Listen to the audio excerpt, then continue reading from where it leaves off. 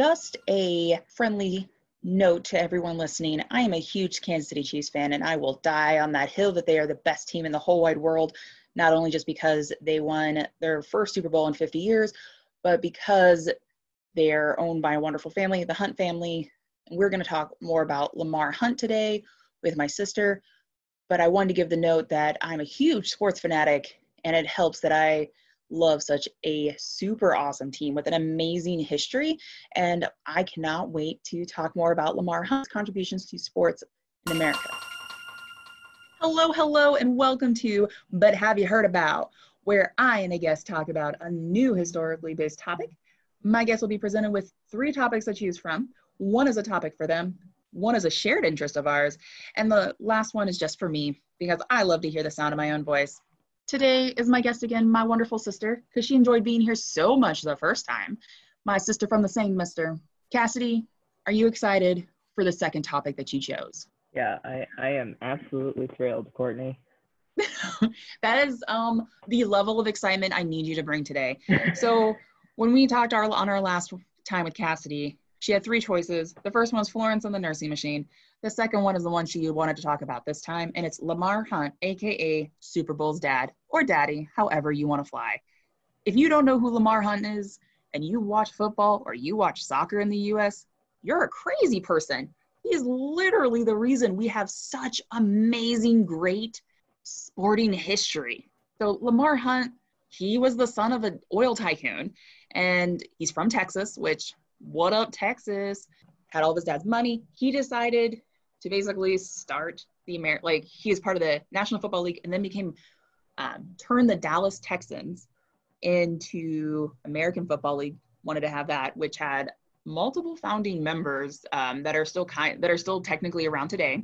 Other American Football League franchises that were around for the 10 years that the AFL was around was the New York Titans, the Boston Patriots, which is AKA the New England Patriots now, the Buffalo Bills, the Houston Oilers, the Los Angeles Chargers, the Denver Broncos, Oakland Raiders, and the Dallas Texans, which are now the Kansas City Chiefs. And it's very fitting to talk about the Kansas City Chiefs because I personally do not believe we're going to have a real football season this year. And the Chiefs are going to be Super Bowl winners for 2 years in a row. How about them apples?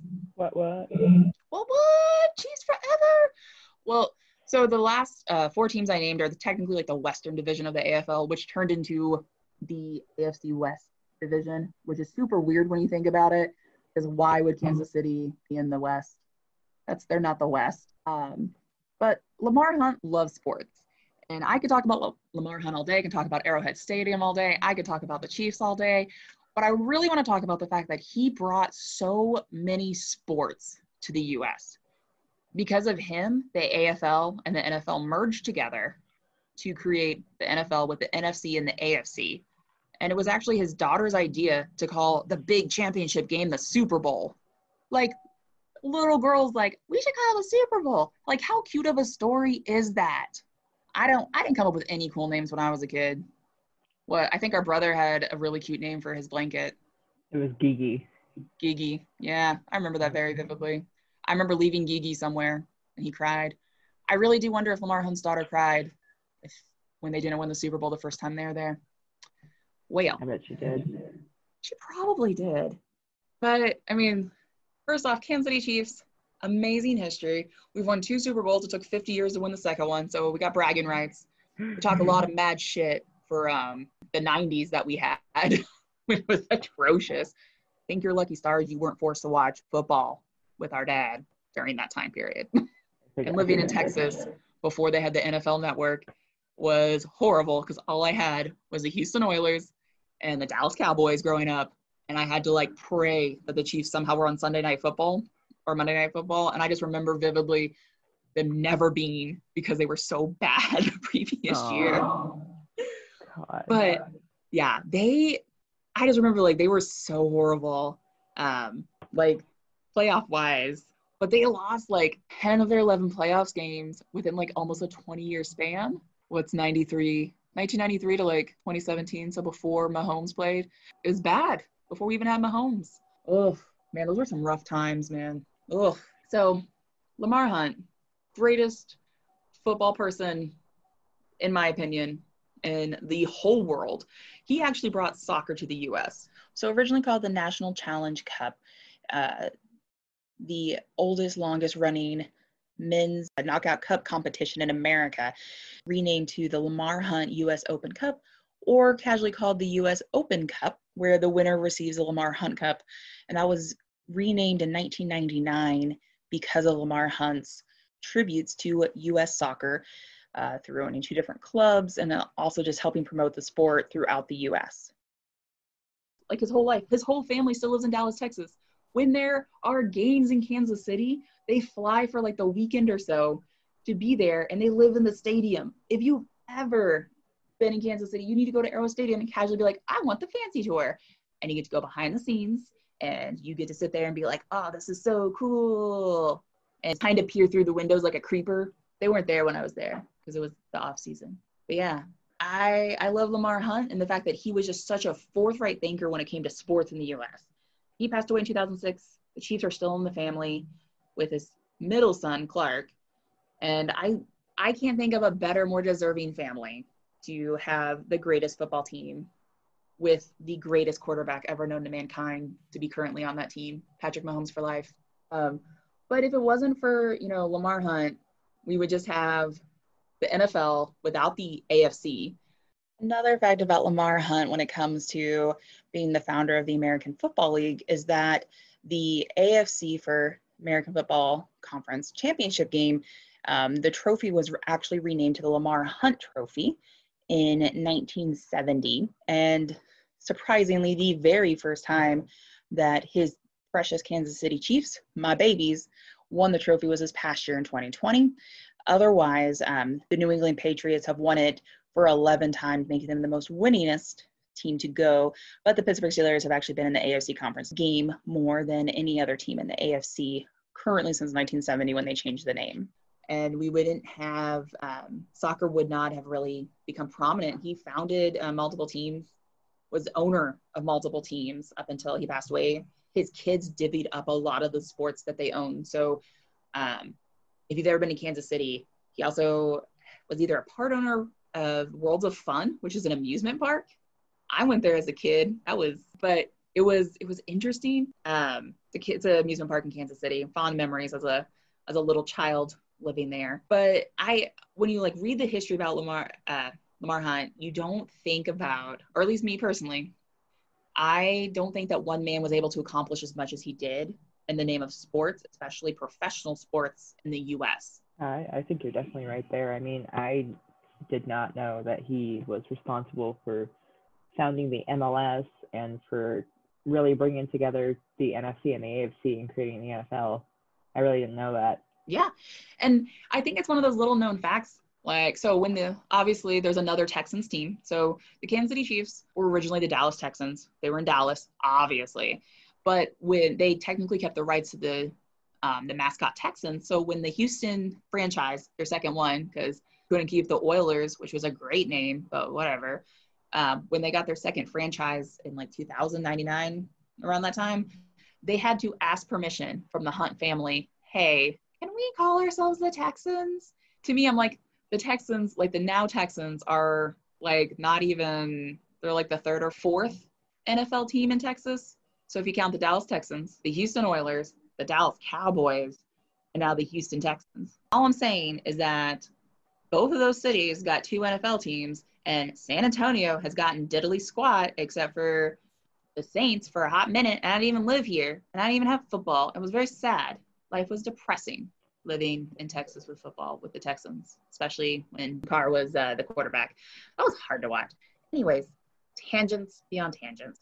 He also helped with tennis, the World Championship tennis stuff, especially in the U.S. It's just the fact that somebody was just so passionate about it, but also, if we're being honest, if you're born into money and it's an oil tycoon, for goodness sake, in the 60s, you see the price of oil skyrocketing. So it's not like his family was ever going to hurt for money in that regard. So you have the ability to be like, I want to dabble in something I love. And the fact that he loves sports enough to bring sports to the masses. And it's not like Kansas City was such a huge bolstering town versus other places that, they brought football to, or they brought soccer to. But yeah, if you ever happen to be in the city of Kansas City, Missouri, not Kansas, go to Arrowhead Stadium. There's a beautiful large statue of Lamar Hunt. And if you ever go to a game, you'll get to see the artwork inside is amazing. They have a lot of stuff attributed to him, like in their Trophy Hall of Fame, their first Super Bowl that they won, the ring, the lovely trophy itself looks so small in comparison to the one they just won for 2020.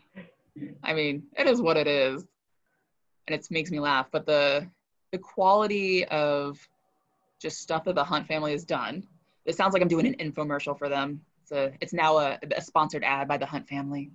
Yes. But the good that the Hunt family has done, not just for sports, but for Kansas City, and bringing to the masses and making sure that, you know, we wouldn't have a Super Bowl if it wasn't for Lamar Hunt.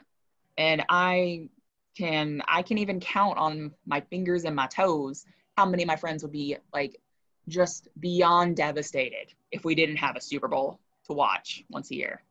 Well, to be fair, they wouldn't know about it if it didn't exist in the first place. Well, that is a catch-22. Thank you.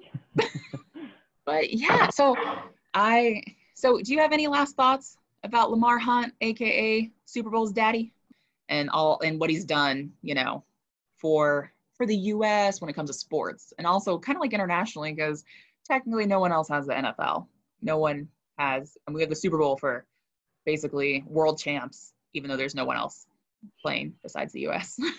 Yeah, true. Football is very American. I think it's about as American as you can get.